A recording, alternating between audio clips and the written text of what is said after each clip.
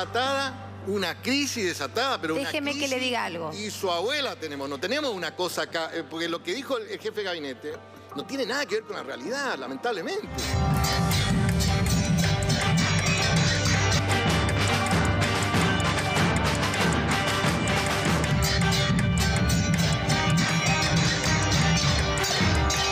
No contribuyen a nada, no suman.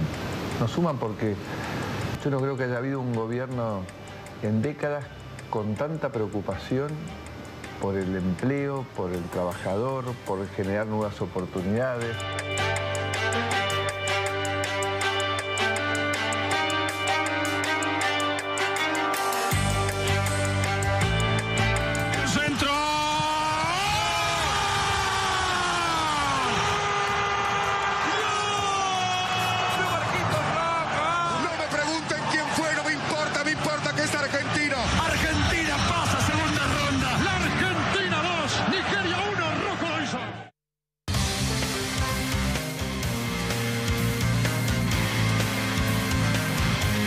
¿Qué tal? Buenas noches.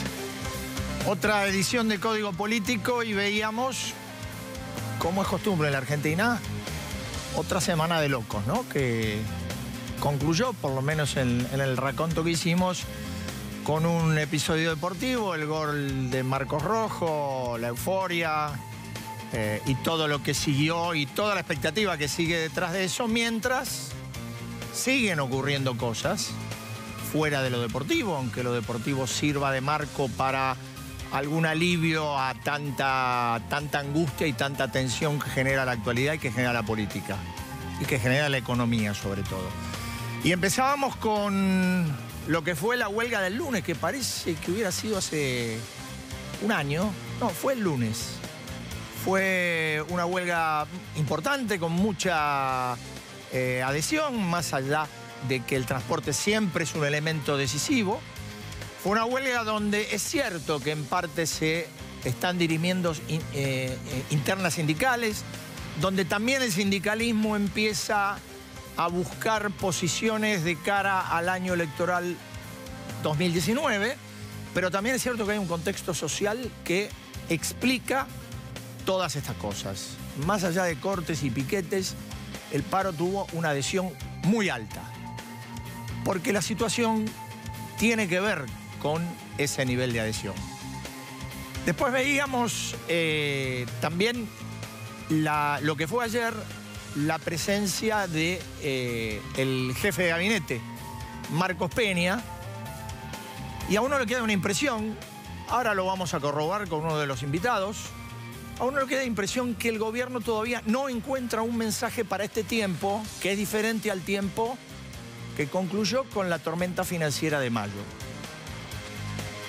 Y a veces uno lo asimila o lo emparenta con años pasados, donde uno escuchaba una cosa de los dirigentes, particularmente de los gobernantes, y veía otra en la realidad.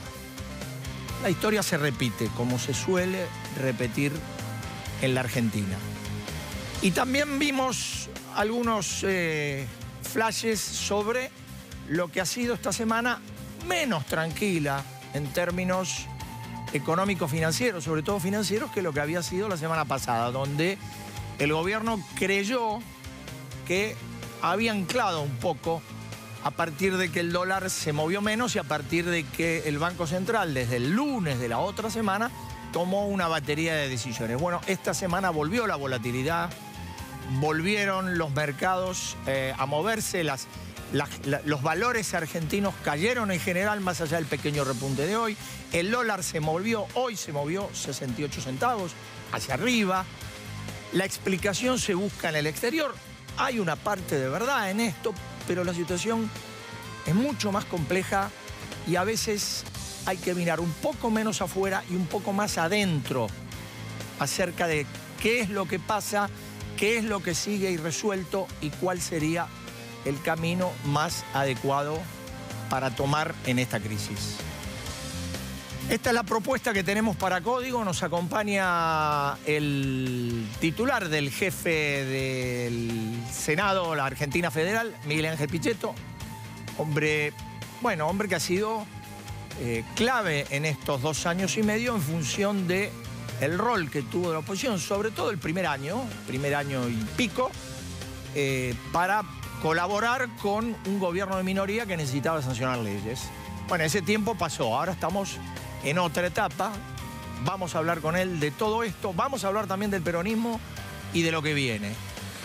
Y como lo que hay es economía, tenemos con nosotros a 2 diputados. Un diputado del Frente Renovador, Marco Lavagna, y Nicolás Massot de Cambiemos.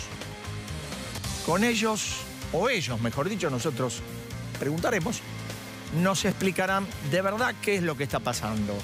¿Cómo es esto de que daría la impresión que al gobierno los mercados, entre comillas, cada tanto le van corriendo la cancha? No son todos estos temas, hay más. Está con nosotros como invitado hoy Gonzalo Sánchez. Gonzalo Sánchez es un amigo, es colega de Clarín, él es jefe editor de Sociedad. Con él vamos a tratar otras cosas. Por supuesto, algo del Mundial vamos a hablar. Desde otro lugar que el gol de Marcos Rojo que vimos antes. Pero vamos a hablar. Vamos a hablar también de algo que ha tenido mucha repercusión esta semana, más allá de todo lo sindical, que fueron los incidentes en la universidad. Y vamos a hablar también de un tema que empieza a tomar temperatura de nuevo después de la media sanción del diputado, que es la despenalización del aborto. Esta es la propuesta. Vamos a un corte y estamos con Miguel Espiche.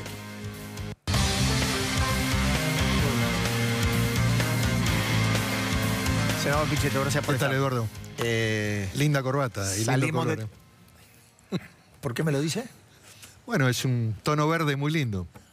No tiene ninguna connotación. No me haga decir lo que no quiero. No, una observación, nada más. Bueno, usted está en tema, ahora le pregunto yo. Bueno, ¿cómo no? ¿Cómo no? ¿Cómo está el tema de la despenalización del aborto en el Senado? Está muy equilibrado. Se va a empezar el debate el martes, se resolvió razonablemente. Salomónicamente. Sí, con madurez. El Senado siempre busca niveles de consenso y creo que hubo un punto de equilibrio. Se sacó la Comisión de Presupuesto que nada tenía que ver. El propio ministro del gobierno había dicho que no era necesario asignar partida presupuestaria, así que se resolvió bien. Así que el martes se empieza y va a haber una agenda acotada hasta el día 1 de agosto. ¿Y después se vota? El 8. O sea que el 1 de agosto debiera salir... O sea, debería salir el dictamen. El dictamen. ¿Y el dictamen puede tener algún retoque que obligue a otro tránsito a diputado o usted cree que sale derecho viejo? Yo aspiraría a que se vote como viene de la Cámara de Diputados. Hay cosas que a lo mejor se pueden corregir con leyes posteriores. Es un proceso importante que me parece que tiene que avanzar y consolidarse en la toma de decisión del Parlamento. Y a mí me parece que hay un componente de demandas nuevas de una sociedad que plantea nuevos desafíos. El rol de la mujer se ha modificado sustancialmente, el derecho a elegir, en fin. Comprender y mirar el tema desde una visión más comprensiva de la realidad. Y la Iglesia argentina... Eso le iba a preguntar, ya que entró, dele. No, debería ser fuertemente tolerante. La tolerancia... Bueno, es difícil. A ver, desde el punto de vista religioso es difícil. La comprensión de los fenómenos sociales y la tolerancia están impregnando además la religión, el amar al prójimo, comprender, digamos, entender las sociedades cuando cambian. Y por otra parte, también desde el punto de vista personal, yo tengo una estructuración laica. En la Argentina este debate se dio en la década del 60, con respecto a la educación, sí, claro. Si iba a ser laica o libre. 1962, gobernaba Arturo Frondizi. Había un famoso chiste sobre eso, ¿no? Exactamente. Laica o libre. Laica o libre. Pero bueno, y digamos, un Estado laico, porque en 1880 un presidente como Roca dijo, bueno, las partidas de defunción y de nacimiento se hacen desde el Estado, no las hace más la Iglesia. Se empezó a definir fuertemente una identidad y una construcción de un Estado laico plural, respetuoso de una religión dominante, que es la mayoritaria en el pueblo argentino. Yo soy un católico no profesante, pero... Pero usted se mete en un terreno Yo me meto complejo. en todos los terrenos digo, usted... que tienen que ver con el debate social. Usted hace esa referencia, y es cierto, usted habla de un Estado laico, pero usted viene del peronismo. ¿Y qué más tiene que allá ver? más allá de algunas circunstancias de incidentes, refriegas y... Hay una confusión sobre mi perfil. Yo estoy más ligado al pensamiento liberal americano, en ese perfil. Por supuesto que tengo una visión nacional de los temas. El peronismo expresó esa corriente nacional importante y lógicamente entiendo que en el desarrollo, que también es un componente del peronismo que después tomó Frondizi, el proceso económico, la generación de empleo, la defensa de la industria, hay valores que nosotros vamos a sostener. Ahora, desde el punto de vista de la visión de la sociedad, los procesos de cambio hay que asimilarlos, incorporarlos y legitimarlos en el marco legal. Hay un reportaje a Favaloro en la década del 80, extraordinario, en donde Favaloro dice, bueno, las chicas de clase media pueden pagarlo si lo hacen en una clínica. Las chicas pobres van al curandero, muchas terminan muertas. Bueno, eso es impresionante, un hombre sabio, un hombre que marcó una época, un hombre que vivió en el interior profundo, en La Pampa, y que fue uno de los grandes cirujanos de la Argentina y comprometido con lo que es la salud pública. Dígame, usted, frente al tema, omitamos el Senado específicamente, miremoslo de una perspectiva más global. ¿El gobierno sabe qué quiere con la ley de aborto? Yo creo que no. No quiero hacer valoraciones respecto a la toma de decisión. Hablo en términos políticos. Yo digo, un tema de esta envergadura, si se decide ponerlo en el debate, el presidente tiene que jugar. Y la ley tiene que salir.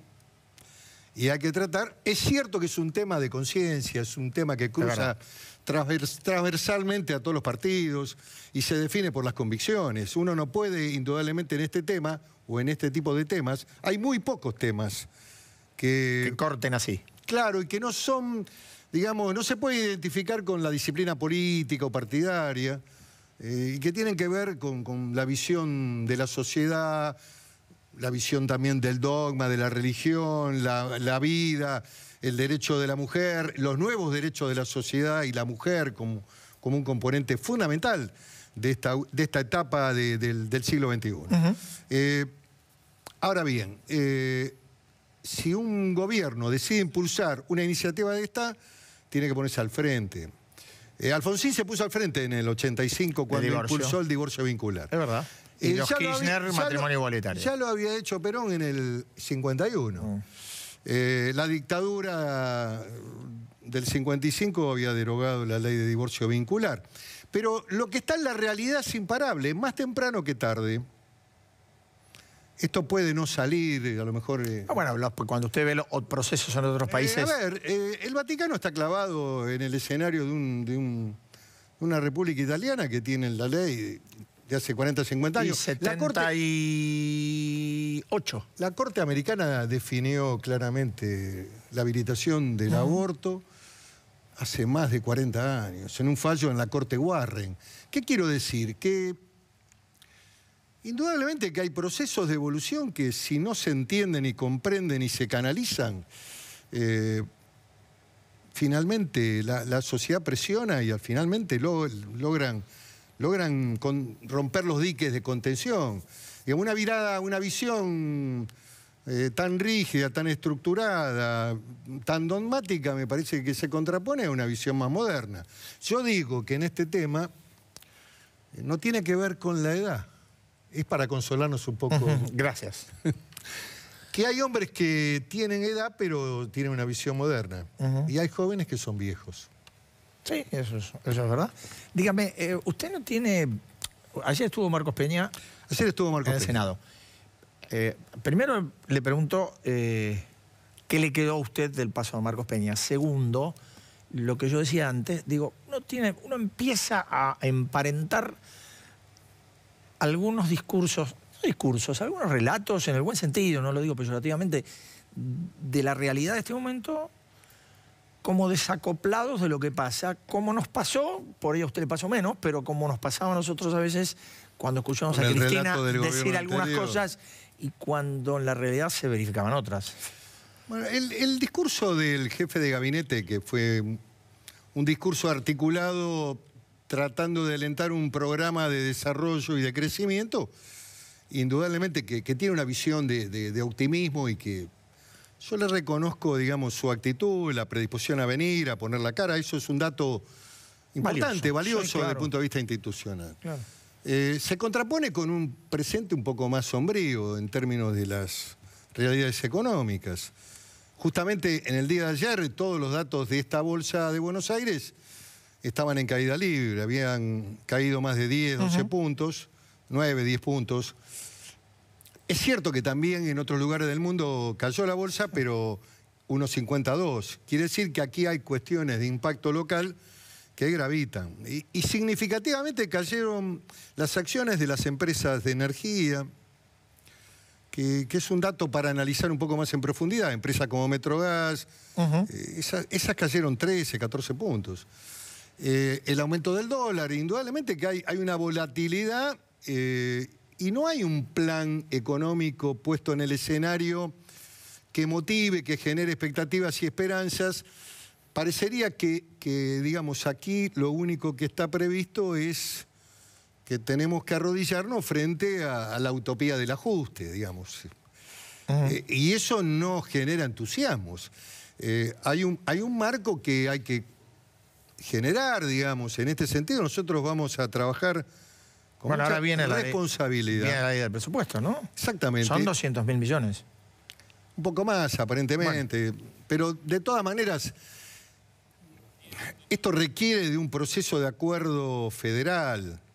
Requiere la presencia de los gobernadores, de una mesa con el gobierno nacional, de que el ajuste sea también realizado con equidad, que no solamente sea dirigido hacia el interior más profundo, ver en dónde se recorta. Ahora, hay una ustedes todavía no lo llamaron. Digo, a los gobernadores. Hemos tenido nosotros conversaciones informales. Hemos encontrado y hemos tenido también diálogos informales con el gobierno, con el jefe de gabinete. Estos diálogos han comenzado. Por supuesto que esto va a concluir, a confluir en un marco formal. Yo creo que el ámbito de debate debe ser el CFI con todos los gobernadores, por encima de las posiciones políticas y el gobierno nacional. Es la forma de construir un presupuesto que después pueda ser viable en el Congreso y que el Congreso pueda votarlo en ambas cámaras. Y que además podamos presentarnos hacia afuera teniendo la ley de presupuesto. No es una buena señal, creo que agravaría factores de riesgo no tener un presupuesto. Y tampoco es una buena idea la que esbozaron algunos hombres del gobierno de que prorrogarían el presupuesto de este año. Una vez lo hizo Cristina, ¿no? Pero lo hizo ante la negativa del grupo denominado A de la oposición de no querer votarlo. Creo que fue un error eso, no votar el presupuesto. El presupuesto es un instrumento y una autorización de gasto. Hay que tratar de dárselo. Ahora, hay algunas definiciones que el gobierno ya ha puesto sobre la mesa que me parecen interesantes. Digamos, no tocar el gasto social. Esto también es una demanda de la Iglesia en la pastoral social, que ha estado muy dura en sus definiciones y muy preocupada. Me parece que ahí eso va acotando también el nivel de maniobra, porque cuando uno analiza, Eduardo, la estructura del gasto argentino, el gasto social y previsional, estamos hablando de casi un 58. Más o menos, ¿no? Usted va a hablar en una mesa con los economistas y ellos le van a dar quizás mayor precisión, pero estamos hablando del 40 y pico restante, que hay que ver cómo se reestructura. Pero bueno, hay un compromiso nuestro de lo que es el espacio federal, de actuar con la mayor responsabilidad. Yo lo dije anoche en el cierre del debate, cuando hablan los presidentes de bloque, adelante del jefe de gabinete, de trabajar con seriedad y de que exista justicia, equidad y un criterio, digamos, de razonabilidad en lo que hace a la asignación de los recursos en los estados provinciales que no haya privilegios, que no se mire únicamente con la mirada del AMBA, digamos, de lo que es el área metropolitana y provincia de Buenos Aires, que a veces hay tentaciones de hacer eso, y que podamos tener un presupuesto dentro del marco de lo que estaba planteado por el gobierno, que sea equitativo. Dígame, la última, si puedo contestar. Sí, si puedo, corto. ¿Se le abrió definitivamente la puerta al peronismo para el año que viene? En política, digamos, nada es previsible. En general, en la Argentina siempre se define en los últimos 6 meses. Yo creo que el voto del 2019 tiene que ver más con lo económico. El que va a venir. El que va a venir. ¿Cómo le fue a la gente? ¿Qué pasó con su poder adquisitivo, con su bolsillo? No le está yendo bien a la gente. El peronismo tiene que hacer una tarea también de renovación, de reconstrucción de dirigentes, de propuesta. Hay que hacer una propuesta que sea también razonable, posible, no demagógica, y reconciliarnos con la sociedad con la que en su momento nos distanciamos. Por eso perdimos las elecciones. Gracias, muy amable. Gracias a usted, Eduardo. Nosotros vamos a un corte, a la vuelta nos están esperando Marco Labaña y Nicolás Massot.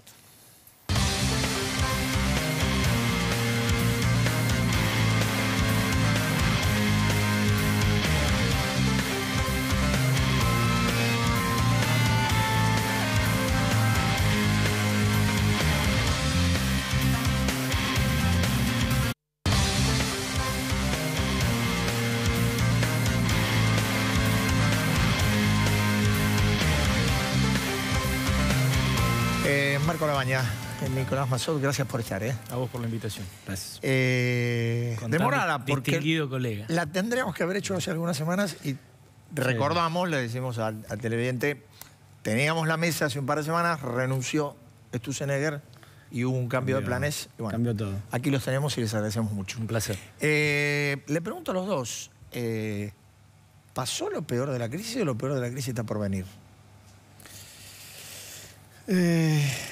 A ver, creo ya que... Ya pensó demasiado. Sí, porque tampoco hay que ser tremendismo. Yo creo que claramente el proceso que venía llevando, el proceso económico que venía llevando el gobierno, hasta ahora fracasó y termina en el Fondo Monetario. Terminar en el Fondo Monetario es casi una ratificación de el fracaso de tu modelo económico que llevas. Y ahora está implementando un nuevo esquema económico, que todavía está en diseño. Todavía estamos viendo en qué deriva. Primer punto tiene que ser siempre lograr la estabilidad, como hacemos para evitar seguir teniendo estos vaivenes, estos movimientos del dólar, que siempre a los argentinos tanto miedo nos trae, o malos recuerdos nos trae. Con lo cual primero hay que tranquilizar eso y después empezar sí a trabajar en un esquema económico que realmente empiece a corregir los errores que hasta ahora no se pudieron corregir, ¿no? Y eso o se puede hacer bien o no, claro. Si no lo haces bien, claramente las crisis se van profundizando. Ahora después le quiero hacer una pregunta igual a los dos. Escucho lo que pensás vos de... A ver, obviamente, no voy a discutir en definitiva si fracasó o no fracasó la receta, porque en definitiva lo que nosotros siempre postulamos y siempre pusimos un signo de interrogación respecto de la transición que planteábamos del problema de fondo, porque hay que tener muy presente que por ahí se nos va la mano discutiendo de las soluciones, discutimos del financiamiento a través de la deuda o de la vieja receta del financiamiento a través de la inflación y se nos esconde el problema de fondo, que es qué es lo que hay que financiar. Y aquello que se dio por llamar gradualismo finalmente tenía un postulado que no deja de ser absolutamente cierto y que es muy bueno recordarlo en este contexto, que es más allá de que lo que Marco dice es un fracaso del modelo, para nosotros representa un cambio en la velocidad. Lo que no perdemos, y creo que en esto vamos a acordar, es que el pilar más importante del gradualismo es entender que no hay ajuste posible si no hay crecimiento económico. No hay un ajuste nominal posible. Es decir, el acuerdo del cual el senador Pichetto hablaba y que tanto énfasis se le está poniendo al presupuesto es solamente una parte. Porque si nosotros pensamos que la Argentina sale de un acuerdo para el ajuste, estamos totalmente equivocados. La Argentina sale de un acuerdo para el desarrollo. Porque ¿qué es lo que decía el gradualismo? La única forma de que efectivamente podamos combatir el déficit fiscal, que es el verdadero causante de que después discutamos si financiamos con inflación o con deuda, ese problema solamente lo vamos a poder diluir con crecimiento económico. No hay una posibilidad, sin un conflicto social insostenible para el país, de poder recortar gasto ni social ni político en general. Pero sin embargo es lo que tenemos que lograr. Lo que tenemos que lograr es que el peso del Estado en la economía sea mucho más liviano que lo que es, como era hace 20 años, para que entonces lo que en definitiva es la única solución de todo el flagelo social y de pobreza en Argentina, que es la generación de empleo, pueda tener lugar. Y no hay, como siempre decimos, recetas mágicas. Acá hay una contracultura muy extraña que hace que el empresario, que grande o chico, que tiene como incentivo un emprendimiento que le deje dinero y que invierte y contrata gente, es un mal tipo y está mal ganar plata. Y son gente que viene por los derechos. Ese preconcepto le está haciendo muy mal a la Argentina hace mucho tiempo y tenemos que entender que la única forma de que los millones de argentinos, a los cuales no les falta ahorro, le faltan canales para convertir ese ahorro enorme que tienen los argentinos en inversión, y por eso falta confianza y reglas claras hacia adelante, ese ahorro convertido en inversión de los millones de argentinos que no son ricos ni amigos del poder, que son argentinos que viven del comercio y de la pyme y que han llevado adelante este país, vuelvan a confiar y que vuelvan a invertir, porque acá sin empleo no salimos, no hay ajuste posible, y el acuerdo para el desarrollo requiere forzosamente que el sector, que hoy no está en el gobierno y que tampoco está jugando a la polarización de cuanto peor le vaya al gobierno, mejor le irá al país, que es un gran espectro donde hay gente muy valiosa y responsable, defina estrictamente, junto con el oficialismo, cuáles son las reglas de juego del juego democrático. No puede ser que sigamos discutiendo. Es decir, yo acepto que discutamos sobre la política monetaria, si el gobierno está sobreendeudándose, pero discuto con alguien que entiendo que va a honrar la deuda. No puede ser que sigamos discutiendo si las deudas se pagan. Yo entiendo que podamos discutir si el acuerdo con la Unión Europea es viejo y que por ahí haya que buscar acuerdos con Asia o con África, pero no puede ser que haya alguien que nos discuta que tenemos que volver al modelo Venezuela y Cuba. Entonces, esa certeza mínima que permite la diferencia en el juego democrático es lo que le da a la inversión lo segundo más importante después de la rentabilidad, el tiempo. Y a la Argentina le falta tiempo. Pregunta, y va después para usted también. ¿Por qué la volatilidad recurrente? Digo, a ver, uno busca, por ejemplo en este tramo, uno busca explicaciones externas. Digamos, las fricciones comerciales de Estados Unidos con China. El movimiento de la tasa de interés de la Reserva Federal, todo bárbaro. Pero ¿por qué la Argentina sufre con tanta recurrencia esto? ¿Por qué siempre estas cosas están como atadas, y sobre todo cuando no está el peronismo en el gobierno, a visiones de gobernabilidad o no gobernabilidad? Porque cuando uno mira el recorrido, digo, a ver, el 2016 era porque era un gobierno nuevo de coalición con minorías. El 2017 era porque no se sabía si ganaban las elecciones. Se ganó, o el gobierno las ganó. Después vino el tema de la reforma previsional, como una pequeña meseta hasta mayo, corrida financiera, y de ahí no hemos vuelto.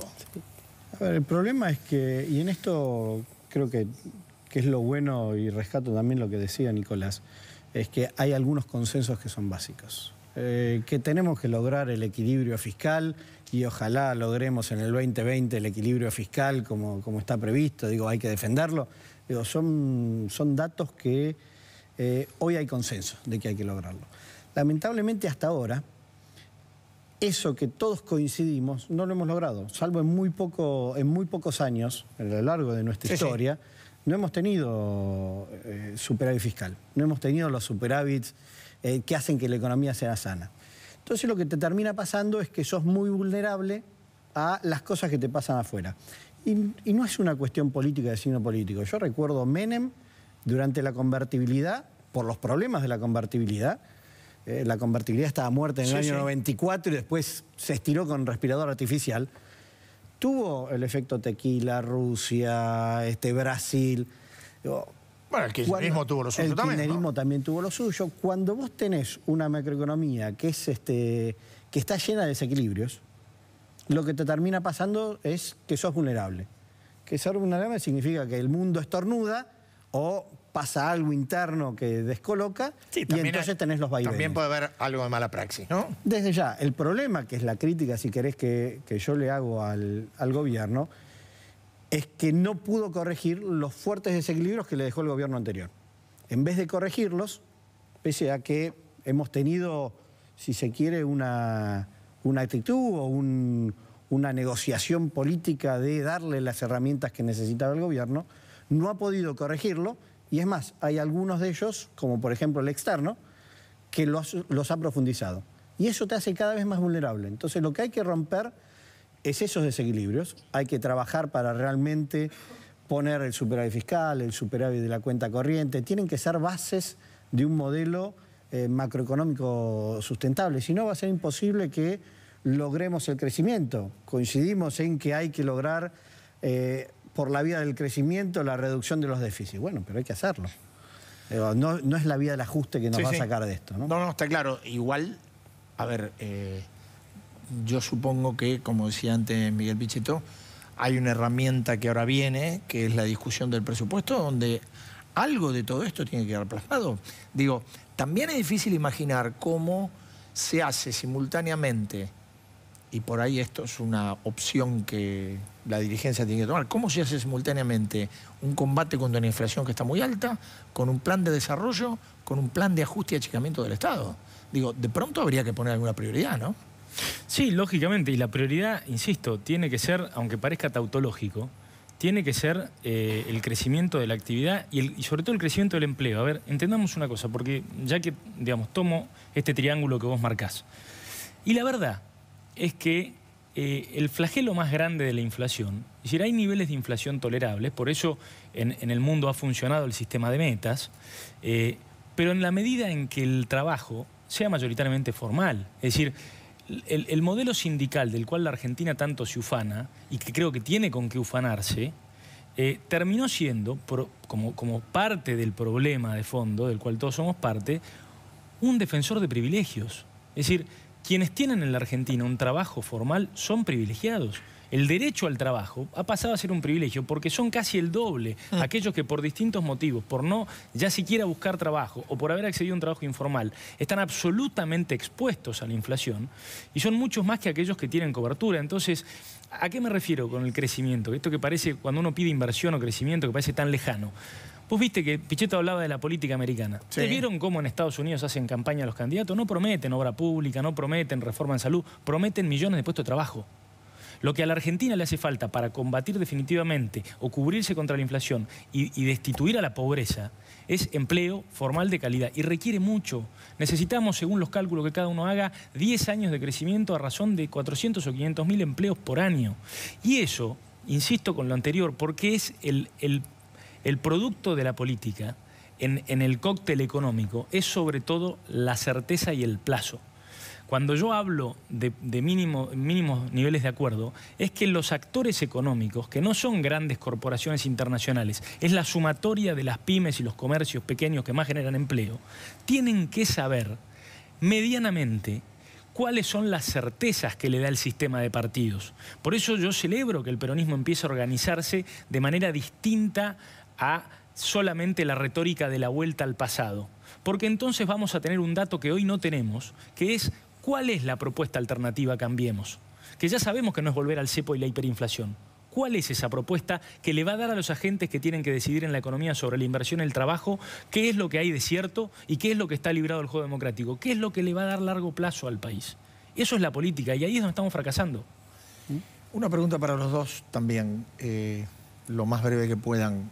Los próximos 6 meses. Yo lamentablemente los veo complicados. Van a ser 6 meses donde vamos a tener producto del alza de la inflación, que vamos a ver en estos meses después de la devaluación. Hay que ver qué pasa con el tema tarifas, si se modifica o se mantienen los ajustes que estaban previstos, pero claramente eso va a pegar fuerte en el poder adquisitivo. Eso te puede llevar a una conflictividad social un poco más grande, una conflictividad social también más grande, producto de también vas a tener una actividad económica más recesiva.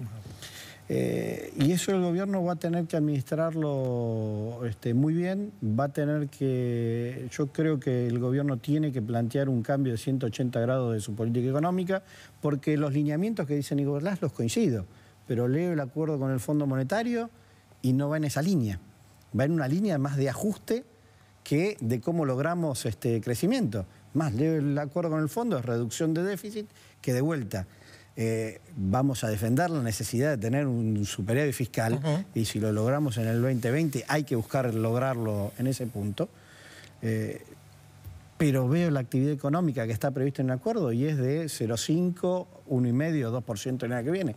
No alcanza para generar esos 400.000 puestos de trabajo, que coincido con lo que dice Nicolás. Cortito, Massot. 6 meses que vienen.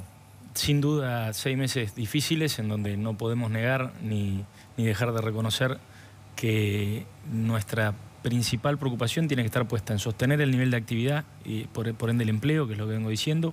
Para eso se están terminando de estudiar medidas muy importantes que pueden llegar a representar el adelantamiento de algunas medidas que se votaron en agosto, como los mínimos no imponibles para los aportes patronales a algunos sectores, que pueda ayudar eso a mantener el empleo. Y obviamente muy importante tener el ojo puesto sobre que el deterioro que pueda existir sobre el salario real promedio de la economía y sobre todo en los sectores informales sea lo más bajo posible para que el consumo no caiga tanto. Esas son las dos grandes preocupaciones que tenemos en el gobierno. Les agradezco mucho a los dos. A ustedes. Están invitados ya. Vamos a dejar pasar un tiempo y a ver qué balance hacemos en un par de meses. Que esperemos que sea bueno, ¿no? Sí, obvio. Gracias a los dos. Muchas gracias. Nosotros vamos a un corte. A la vuelta está Gonzalo Sánchez. Vamos a hablar un poquito del Mundial. Vamos a escuchar una reflexión sobre el Mundial. O que tiene incluso que ver más allá incluso de una pelota de fútbol. Vamos a hablar del aborto, cómo están las cosas en el Senado. Vamos a hablar de lo que pasó en la UBA y vamos a hablar de sindicalismo. Ya volvemos.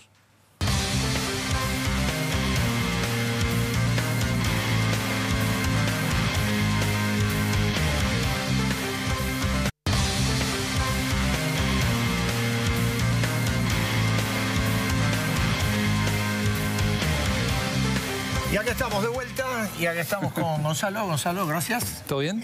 ¿Añoras la playa? La verdad que añoramos, sí. ¿no? Sí, añoramos. La última vez... Estuvimos un par de días juntos este año, la verdad pasamos bárbaro. Coincidimos. Pero ahora tenemos que hacer otra cosa. No queda otra. Vamos al picado fino directo. Vamos.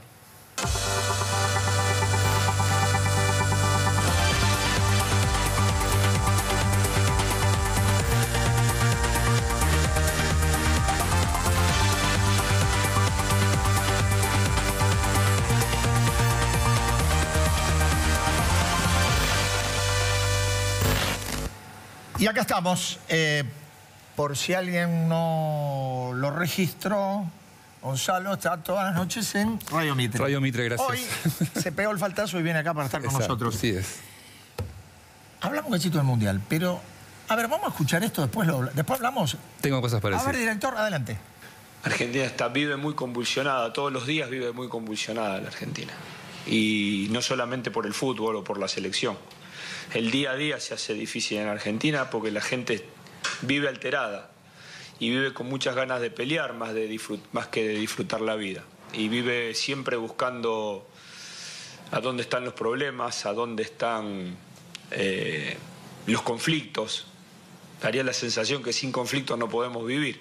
Pero estoy hablando de la Argentina en general, no estoy hablando exclusivamente del fútbol, con lo cual lo que pasa en el día a día en la sociedad se traslada también al fútbol y de esa manera estamos viviendo. Nada más que estos chicos o este grupo de la selección son argentinos, le pasa todo lo que le pasa al argentino que vive en Argentina, pero ellos también, por desgracia, lo reciben en la lejanía de Rusia. Que el resultado no impida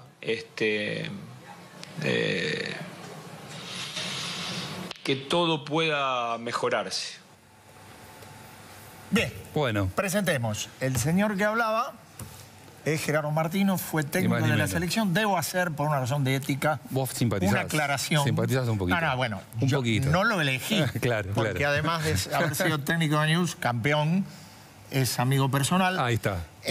Ni porque sea del club. Si hubiera sido el patrón Bauzá de Central y hubiera dicho esto, lo hubiéramos elegido, porque me parece que es... Sí. Una mirada desde otro lugar, ¿no? Exacto, y una mirada global. No sé qué pensás vos. No, lo que pasa es que se suponía que el Mundial era para olvidarnos un poquito de los problemas. Y lo que pasó es que nos llevamos los problemas para allá. Eso es verdad. Hoy escuché que los argentinos son los que más incidentes protagonizaron en lo que va de la competencia. Fuera de la cancha, no te digo dentro. No, Así bueno, que somos noticia también en Rusia. Creo creo, si no me equivoco, por la estadística, que es el país que más deportados tiene por incidentes. No podíamos faltar a la fiesta. Y tenemos después al Diego haciendo su show, aparte. No nos olvidemos. Yo creo que estamos aportando lo nuestro. Sí, lo que digo, me parece que a lo que apuntaba también una de las frases que decía Martino recién es, bueno, aun cuando nos vaya bien, y yo esto lo traspolo a algunas cuestiones o a los procesos políticos de Argentina, aun cuando en un momento nos vaya bien, no nos creamos que no hay que mejorar y no hay que seguir solucionando cosas. Siempre hay algo que hablar. Digo, y esto fue dicho antes del partido con Nigeria. Antes del partido con Nigeria. Mirá vos. Y yo me recuerdo cuando uno hace el repaso de los 30 y pico años de democracia, no fue un rato bien con el Plan Austral. Pero nos dejó de ir bien porque no cambiamos nada. No fue un rato bien con la convertibilidad, pero nos dejó de ir bien porque no cambiamos nada. No fue un rato bien con el kirchnerismo, pero nos dejó de ir bien porque tampoco cambiamos nada. ¿Será que nos relajamos? Entonces, o tenemos una tendencia al espacio de confort. Peleamos siempre. A ver, algo más del Mundial. Acá el presidente, ¿no? A ver, vamos a ver. ¿Qué dijo? Ahí está. Esto es hay dos cosas del presidente. Está esta, que es un saludo a Marco Rojo. Te quiero mucho, Rojo querido. Te quiero mucho, Rojo querido. Ahí Bien, está. no será Rojo, será Marco Rojo querido. Claro. No creo que el presidente simpatice mucho ni con el rojo ni con el color rojo. Claro. Pero dicho esto, además se supo hoy que el domingo habló con Lionel Messi porque era cumpleaños. Claro. Que habló por teléfono y que dijo, se desdijo, mejor dicho, porque el presidente había prohibido, más allá de alguna burla como la que hizo Gustavo Arribas, que fue al partido con Islandia, había dicho que su funcionario no iba a ir al Mundial. Ahora dijo que si la Argentina juega la final, está pensando, él va a asistir a la final. No, de esa no se le iba a perder. Digo, yo no sé si tiene poca fe y sabe que no va a ir, o si está dispuesto a ver, en medio de este bolonqui, ¿no? Digo, hay que animarse, Si está dispuesto a subirse al avión y irse a Moscú. Hay que animarse, Vamos a ver, vamos a ver. Ahora tenemos otra cosita. Vos fijate. Dale, vos fijate. A ver, director. Ahí está, mira. Opa. ¿Quién ves ahí? Bueno, ahí está con la casaca roja el presidente independiente, vicepresidente de la AFA. Sí, está. El hijo está un Pablo poquito Moyano, más un poquito más ahí. Sí. Algunos se me pierden, no los tengo bien, Esto pero no tiene que ver con el Mundial. No, Hugo Moyano en el centro de la foto. Bueno, ¿sabes cuándo fue esto? ¿Cuándo fue? El lunes. El lunes. ¿Qué pasó el lunes? El lunes... Fue la huelga. ¿Fue el paro general? Sí. Exactamente. Sí. Y entonces, bueno, se ve que don Hugo tenía los negocios no pueden esperar. No sé, digo, ¿son negocios? Puede ser, ¿no? Digo, el fútbol muy transparente no es. No conoce días de huelga para... No conoce días de huelga, efectivamente. Bueno, el líder del gremio camionero, mientras se paraba, él trabajaba. Ahora, no trabajaba en el gremio, trabajaba en Independiente y estaba, ahí figura la contratación que yo, la verdad no recuerdo en este momento qué jugador fue, pero la incorporación de un nuevo jugador, creo que colombiano, de... acá me dicen Carlos Benavides, no tengo el gusto. Tampoco. Pero que Independiente incorporado el día de la huelga. Bueno, hacía lo suyo. Sin huelga. Bien, a ver, vamos a la siguiente. Aquí está, esto sí, bueno. A ver. Esto ya más formal. Sí. Esta fue la reunión que tuvieron el de la derecha, Gustavo White, de la Cámara de Argentina de la Construcción, el del medio, Rogelio Frigerio, el ministro de Interior. El de la izquierda es Gerardo Cuchara Martínez, el jefe de la UOCR. Exactamente. Histórico. Esta fue la reunión que se hizo el día después del paro. ¿Y por qué? Bueno, porque Martínez tiene un problema. ¿Qué problema, Wander? No, bueno, no, problema... ¿Qué problema, Wander? A fin de mes. A fin de mes llega.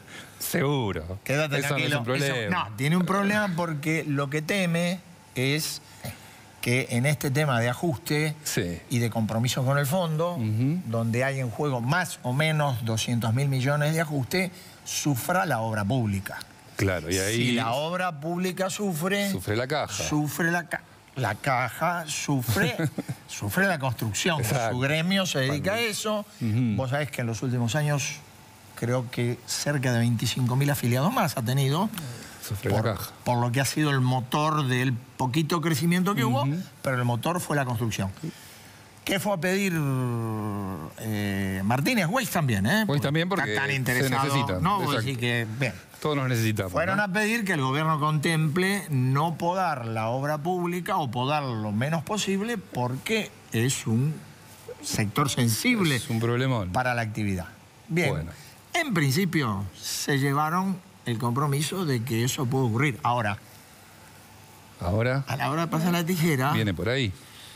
También. ¿Vos qué pensás? Y viene por la obra pública también. Dicen eso, por lo menos. Después hay que ver qué hacen. Pero hay por que lo ver menos, cuánto, ¿no? Porque, pero viene por ahí. ¿Lo escuchaste a Pichetto hace un ratito? Dije, Sí. bueno, que sea equitativo, que no salgan privilegiados el sector AMBA. Cuando él dice el sector AMBA, dice María Eugenia Vidal y Horacio Rodríguez Larreta. Completamente. Lo tiene clarísimo. Bien, esa fue la promesa que se llevaron. Vamos a ver si se cumple. Martínez no es un hombre en este momento muy afecto a medidas de fuerza. Mira, o sea que tiene buen diálogo, acompañó, pero su gremio se fortaleció y su actividad es de las pocas que andan más o menos bien. Exacto. Promesa hecha. Vamos a un tema tuyo. Dale. Lo tenés vos solito, ¿eh? Dale. Lo vas a contar todo. Te lo vos. cuento, A claro. ver, director. Acá estamos. Mirá. Bien. ¿De qué estamos hablando? Estamos viendo imágenes de la toma del rectorado de la Universidad de Buenos Aires. Este escándalo empezó el sábado. El sábado hubo elecciones por primera vez en... Sábado, o sea, pasado mañana, una semana. Exactamente. El sábado hubo elecciones en la Federación Universitaria, en la FUBA. Después de 5 años, por primera vez en 5 años hubo elecciones. Por primera vez en 5 años la izquierda, que tiene una alianza con el kirchnerismo histórica, permitió, no le quedó más remedio que permitirlo, que hubiera elecciones. Hubo elecciones y ¿qué pasó? Yo te pregunto, desde el espectador. Sí. ¿Por qué no hay elecciones? Bueno, había buenas razones para impedirlo. Hay buenas razones para impedir... ¿Millonarias? Millonarias. Millonarias razones. Porque ¿qué pasó? La izquierda finalmente, después de 17 años, perdió el poder, perdió la conducción de la Federación Universitaria. ¿Qué pasa cuando perdés el poder de algo así? Perdés el poder de un organismo que maneja una caja... ¿Y cuánto? Te voy a decir estimaciones, porque es tan informal que no hay balances. Bueno, pero más o menos. Los más moderados hablan de 50 millones. Los que ¿50 millones? 50 millones anuales de pesos. Los menos moderados, los que dejan correr un poco más la versión más potente, hablan de 180 millones de pesos al año en el negocio de los apuntes con fotocopias. Así como me escuchás. El negocio... ¿Qué son, 13 facultades? Sí, pero sobre todo la caja fuerte está en el CBC. Es así, mirá, en el CBC pasan 60.000 pibes por año, 60.000 estudiantes por año. ¿50 millones de base por apuntes? Hay 15 fotocopiadoras en la Universidad de Buenos Aires que abastecen de apuntes a todos los estudiantes. Ese manejo, esa caja la maneja la FUBA. La perdieron después de 17 años. Imagínate cómo no van a estar enojados los muchachos. No, bueno.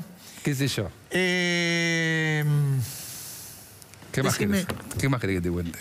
Contame cómo está el tema del aborto, porque vos lo estás manejando. Tenía ganas de decirle a Pichetto, porque hay cositas que Pichetto... Bueno, hay cosas ahora la puedes decir. La verdad que sí. Decir. Pichetto está muy convencido de que sale rápido, o por lo menos impulsa que salga rápido. ¿Y a vos qué te parece? Yo creo que no es tan sencillo, que no va a salir tan rápidamente, que no va a salir posiblemente el proyecto de legalización como quiere la mayoría, de la legalización del aborto, y que ahora está sucediendo dentro del Senado. Hay una corriente de senadores encabezada por Rodolfo Urtubey de Salta, que están promoviendo impulsar un dictamen de despenalización. ¿Qué significa esto? Es la diferencia entre despenalización y legalización. Es sutil, pero es clave. La despenalización quita a la mujer de la práctica delictiva. Correcto. Pero sigue penalizando al que hace un aborto, por ejemplo. O sea, un médico... La legalización legaliza todo. Entonces, el sistema público de salud incorpora el aborto. Bueno, hay una presión para que se le hagan retoques al proyecto como salió de diputados, y esto implicaría que vuelva el proyecto a ser discutido. ¿Qué significa esto? Necesita 2/3 en diputados. Sí, exactamente. ¿Qué significa esto? En principio no sé, decime vos, que el 8 de agosto... Te veo un cachito pesimista, ¿eh? No, es que... Yo que me... Realista. Pichetto me dijo que tenía la corbata verde por... Es cierto, que es solo una casualidad. Una casualidad, pero estuvo bien. Escuchame. No, pará, esto significa lo siguiente, que el 8 de agosto posiblemente no tengamos ley. Vamos a tener 2 millones de mujeres en la calle. ¿Cuántos colegios tomados? Eso no hay que hablar. Bueno, justo la ciudad además, viste que autorizó activar el protocolo antitoma. Así que se encadena un problema con otro. Se lo ven venir. Exacto. Pero el 8 de agosto vamos a tener gente en la calle y posiblemente no tengamos Vos tenés la misma impresión que tengo yo y que yo se la comentaba a Pichetto. Yo creo que el gobierno no sabe bien qué hacer con la ley. Es muy probable. Es muy probable. Y tiene que ver con esto de que la libertad de acción a veces genera un poquito de anarquía. ¿Sabés qué tenemos que hacer ahora? Dar los premios. Nosotros ahora tenemos que dar los premios. Quedamos con Julio todos los jueves. Hoy en lugar de Julio está Gonzalo. Vamos con el oro, director.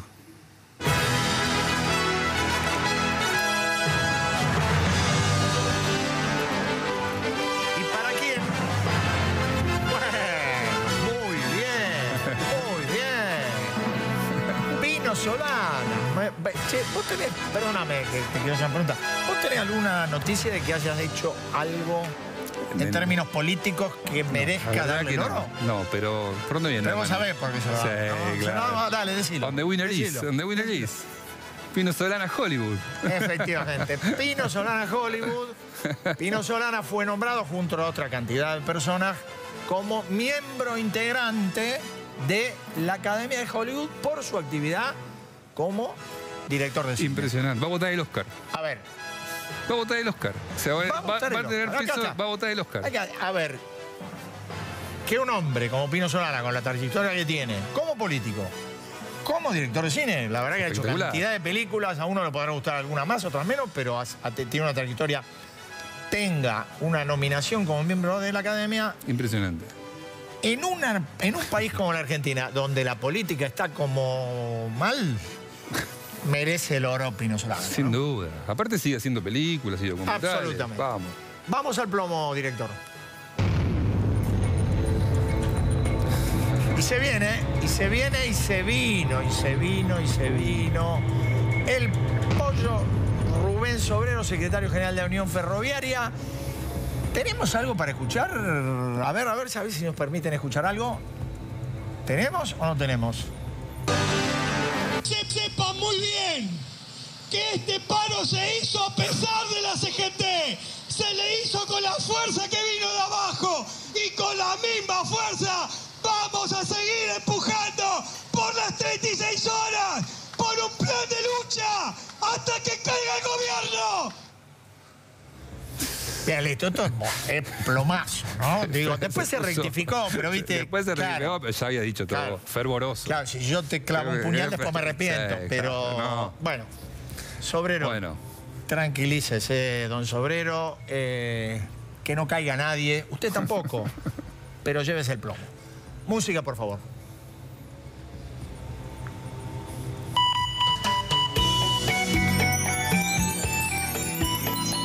Y se viene la mentirita de la semana. Qué lindo este. Se viene... ¡Oh! Y cayó amigo de la casa, ¿eh? Ah, sí. Sí, un amigo de la casa, un hombre súper cordial. Pero me parece, vos sabés que me parece que esta semana... Ayer. Me parece que no dijo toda la verdad. ¿Ah, no?